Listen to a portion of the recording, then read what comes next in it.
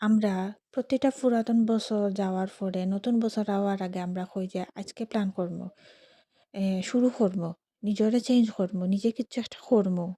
কিন্তু একবার ভাবিয়া দেখো আপনি কি তা সত্যি শুরু করতে পারছেন নি? না, গত বছরের লাখান আজকে না কালকে, কালকে না পরশু এই বছরটা যাওক গিয়ে আগামী বছর করবো। এইরকম করিয়া আপনার মূল্যবান সময়টা কিন্তু আপনার পার হয়ে যায়। আমি একজন মা এবং সেই সাথে একজন উদ্যোক্তা, একজন ডিজিটাল বিজনেস ওনার, মেন্টর হিসাবে আমি একটা কথা কইতাম চাই। যেটা হইল গিয়া সফল মানুষ আর অসফল মানুষের মধ্যে পার্থক্যটা হইল গিয়া প্ল্যানের মধ্যে না। পার্থক্যটা হইল তারা শুরু করছিল।